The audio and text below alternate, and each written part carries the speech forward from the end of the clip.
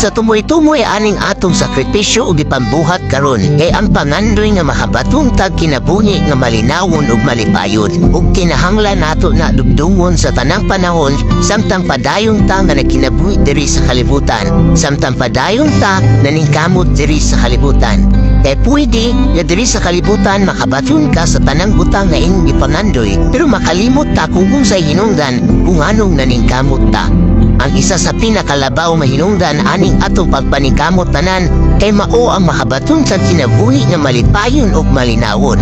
Kay unsaon man nato makabaton taan ang tanan kasweldo ta dako apan wala tay kinabuhi nga malinawon ug malipayon. Mao labaw sa tanang butang tinguhaa ang kinabuhi na adunay pinud-anay nga kalipay ug pinud-anay nga kalinaw ug dili ang mga butang na lumalabay lamang. Diri sa kalibutan daghan kay tag gipangandoy sa kinabuhi, daghan kay tag buot na makabot sa kinabuhi. Pero ang tumoy-tumoy ani posibleng ang pinaka-goal gid nato kay ang makabaton og kinabuhi nga hapsay, malinawon ug malipayon. Subo lang palandungon na diri sa kalibutan karon pag-abot sa sitwasyon sa kinabuhi kung ano sa hapit na nato makabot ang tanan-tanan natong gipangandoy, mao pa hinuon malintan ang pinaka-ultimate goal nato na makabaton og kalipay ug kalinaw sa atong panimalay. Pahinumdumi ang matag membro sa inyong pamilya na bisag unsa may mabatunan o makabot sa matag usa, kinahanglan ang pinakatumoy-tumoy ani ang makabaton ang tibuok pamilya o panaghiusa, pinud-anay nga kalipay